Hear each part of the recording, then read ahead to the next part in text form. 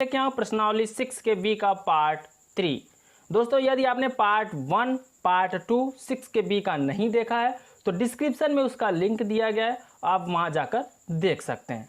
ठीक है दोस्तों, तो आज हम आपको बताएंगे क्वेश्चन नंबर 7 से। ठीक है, तो चलिए बने रहिए इस वीडियो में शुरू से लेकर अंत तक। देखिए दोस्तों, क्वेश्चन नंबर 7 क्या बोला है।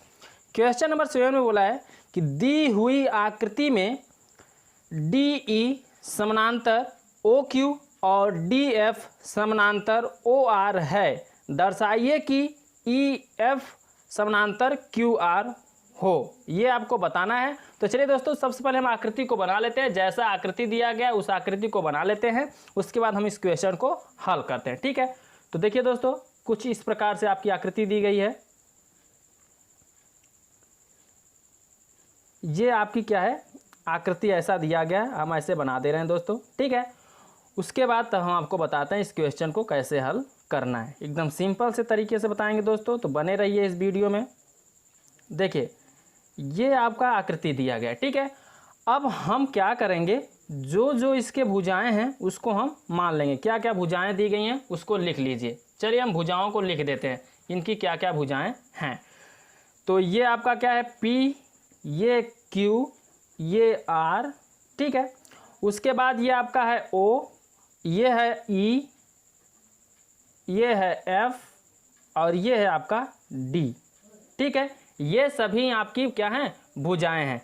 अब हम इस क्वेश्चन को कैसे हल करेंगे, देखिए दोस्तों, एकदम सिंपल से तरीके में आपको बताएंगे।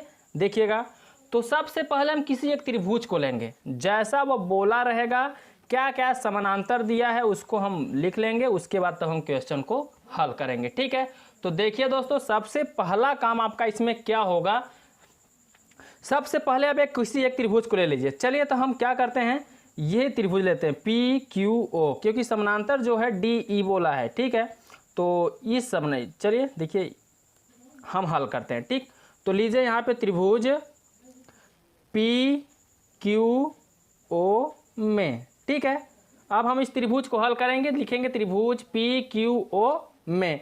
तो अब इसमें आपको क्या दिया है, यहाँ पे दिया है DE समानांतर है किसके, OQ के। ठीक है, DE समानांतर है OQ के। तो चलिए दोस्तों, अब हम इसमें ध्यान दीजिए, ये क्वेश्चन बोल रहा है। अब क्या बोला है, DE समानांतर है किसके, OQ के। तो देखिए DE, ये भुजा जो है ये क्या है आपका DE है, और क्या बोला है OQ। तो OQ क्या है आपका, यहाँ से यहाँ तक आपका क्या है OQ। तो यही आपको सिद्ध ये इसी तरीके से हल करना है और ये बताना है कि एक दूसरे के क्या है, समानांतर हैं। तो हमने त्रिभुज क्या ले लिया, जब यहाँ से यहाँ तक बात की गई है तो हम किसको ले लेंगे, PQR से, क्योंकि त्रिभुज हमारा यहाँ से बन रहा है। ठीक है, तो PQO ले लेंगे यहाँ पे। इस त्रिभुज को हम लेकर हल करेंगे। ध्यान दीजिए, त्रिभुज आपका क्या है, यहाँ से ये आपका एक त्रिभुज है। अब इस त्रिभुज को लेकर हमको क्या करना है, हल करना है। तो चलिए दोस्तों, क्वेश्चन को अब हम हल करते हैं। तो ध्यान दीजिए, सबसे पहले हम छोटी भुजा, फिर उसके बाद उससे जो उसकी हाफ भुजा लिखकर पूरा भुजा हम लिखते हैं। ठीक है, तो ये भुजा क्या होगा आपका, यहाँ से यहाँ तक PE। इस भुजा को लिखिए, हमने पहले से ही बताया है कि जिस को त्रिभुज की बात की जाए उसकी दो पार्ट में भुजाएं दी रहेंगे, तो उसको एक को ऊपर लिखना है, एक को नीचे लिखना है। तो PE अपान क्या EQ, ये हमें प्रमेय बताता है ऐसा लिखना। तो हम इस प्रमेय के हिसाब से इसको लिख लेते हैं। ठीक, अब ये क्या हो गया EQ। उसके बाद अब क्या करना है, इक्वल टू लगाना है, दूसरी भुजा पे आना है। दूसरी भुजा क्या है, ये यहाँ से यहाँ तक है। ठीक है, तो इसमें क्या लिखना है अब आपको, PD। पहली भुजा यहाँ से यहाँ तक क्या है PD, तो ऊपर आपको लिखना है PD और नीचे आपको क्या लिखना है DO। ठीक है, DO, और इसको आपको इक्वेशन नंबर क्या मान लेना है, फर्स्ट मान लेना है। ये आपका इक्वेशन नंबर फर्स्ट हो जाएगा।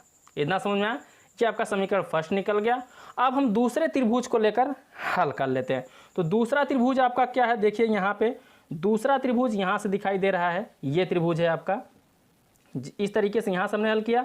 अब दूसरे त्रिभुज की तरफ चलते हैं, जो दूसरा त्रिभुज बोला है। तो दूसरा त्रिभुज में हमें क्या करना है, इसमें समानांतर क्या क्या है, तो इसमें DF समानांतर है OR के। क्या है DF, तो कहाँ है DF, इसकी बात कर रहा है, और समानांतर है किसके, OR के, इसकी बात कर रहा है। इन दोनों भुजाएं एक दूसरे के क्या है, समानांतर है। तो त्रिभुज क्या बनेगा, POR। हम इस त्रिभुज को लेकर हल कर लेंगे। ठीक है, तो यहाँ लिखिए दोस्तों, आप त्रिभुज जो बन रहा है उसको लिख लीजिए। तो लिखिए त्रिभुज POR में, ठीक है।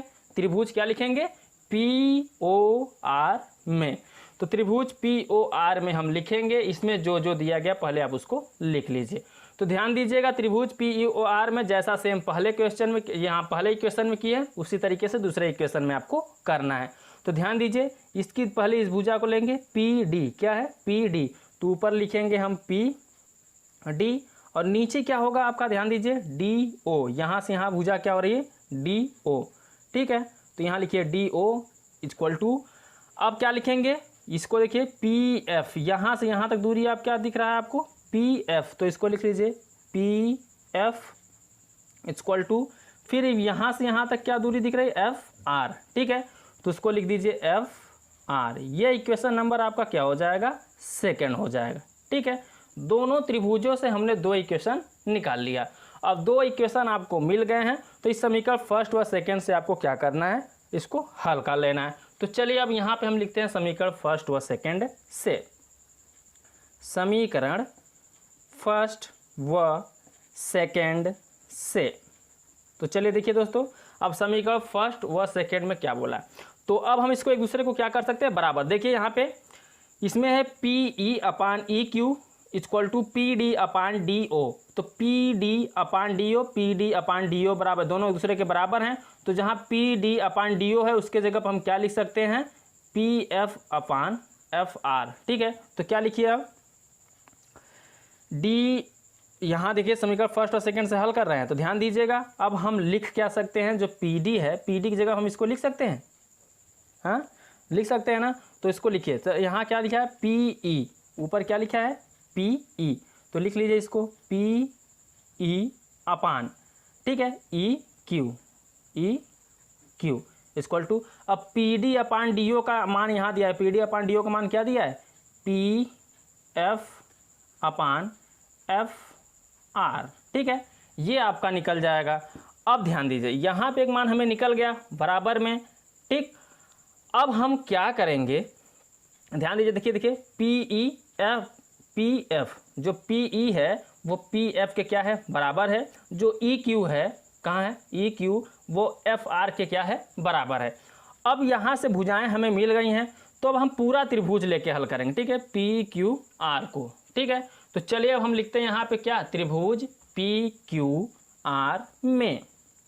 तो यहाँ लिखिए दोस्तों त्रिभुज PQR में। अब हम इस त्रिभुज को लेकर हल कर लेते हैं। तो देखिए PQR में क्या बोला है? इसमें जो EF हैं, भुजाएं हैं, वो किसके बीच में स्थित हैं? जो E है वो PQ के, और जो F है वो PR के बीच में क्या है? स्थित है, ठीक है।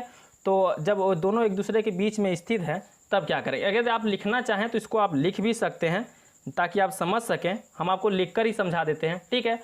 तो यहाँ आपको क्या लिखना है? जो E और क्या है? F, E और F, E और F जो भुज क्रमशः क्या हैं? ये भुजा है, क्रमशः किसके बीच में स्थित हैं? दोनों भुजाओं PQ, E जो है किसके बीच में स्थित है? PQ। तो यहाँ लिखिए PQ, और जो F है किसके बीच में स्थित है? PR। तो यहाँ लिख दीजिए PR के यहाँ पे PQ हो गया, और यहाँ पे क्या रहेगा? PR पर स्थित हैं। यहाँ लिख दीजिए पर स्थित हैं। इतना समझ में आया? अब इतना लिखने के बाद अब क्या करना है? अब भुजाओं को बराबर बनाना है। जैसे हम इस तरफ के भुजा को लेंगे, फिर इस तरफ के भुजा को लेंगे। जैसे सभी क्वेश्चन हल करते आओ वैसा इसमें भी करना है। तो ये पूरी जो होगी, यहाँ से यहाँ दूरी क्या होगी? PE। ऊपर क्या हो जाएगा? PE अपान, यहाँ से यहाँ क्या होगा? EQ, ठीक है। तो इसको लिख दीजिए EQ इक्वल टू, अब ये क्या होगा? PF, ऊपर क्या होगा? PF अपान, यहाँ से क्या होगा? नीचे FR। तो चलिए दोस्तों यहाँ लिख देते हैं FR। ये आपका मिल गया। अब देखिए, जब ये दोनों भुजाएं क्या निकला? PE/EQ। ध्यान दीजिएगा, यहाँ पे देखिए PE/EQ, यहाँ भी निकला PE/EQ, यहाँ निकला PF/FR। सब भुजाएं आपस में, यहाँ जो ये निकला इक्वेशन, ये भी इस बड़े क्वेश्चन से, समीकरण से ये भी निकल गया। तो अर्थात हम कह सकते हैं जो ई और एफ भुजा है वो पी क्यू और पी आर, यहाँ से पी क्यू और पी आर को एक ही अनुपात में विभाजित कर रहे हैं। किस अनुपात में? एक ही अनुपात में। देखिए वो भी यही है, वो भी ये भी यही है, तो एक ही अनुपात में विभाजित कर रहे हैं। तो अतः हम क्या लिख सकते हैं, जो ई एफ, क्या ई एफ जो ये भुजा है, ये वाला, ठीक है। तो ई एफ जो भुजा है समानांतर होगा, किसके होगा? वो क्यू आर के। ये भुजा भी एक दूसरे के क्या होंगे? समानांतर होंगे। जब सभी भुजाएं एक दूसरे के समानांतर हैं तो इसलिए ये भी भुजाएं एक दूसरे के क्या हो जाएगा? समानांतर हो जाएगा, ठीक है। तो ई एफ समानांतर क्यू आर, यही आपको प्रूव्ड करना था और ये हमने क्या किया? प्रूव्ड कर दिया। समझ में आया कैसे करना था? देखिए जितनी भी भुजाएं इसमें निकली हैं सब एक दूसरे के क्या हैं? समानांतर है। जैसे देखा ई एफ और ये एक दूसरे की भुजा समानांतर है, ये ई क्यू तो ये एफ आर के समानांतर हैं। तो इसी प्रकार से हमने इसको भी क्या निकाल दिया? ये भुजा एक दूसरे के क्या होंगे? समानांतर होंगी, क्योंकि ये दोनों भुजाएं जो हैं ई एफ पी क्यू और पी आर के बीच में स्थित हैं। जब वो स्थित हैं तो इससे एक दूसरे भी, ये दोनों भुजाएं एक दूसरे क्या हो जाएंगी? समानांतर हो जाएंगी, ठीक है। तो ये आपका प्रूव्ड हो गया दोस्तों। आई होप कि आपको बहुत अच्छे समझ में आया होगा। अब हम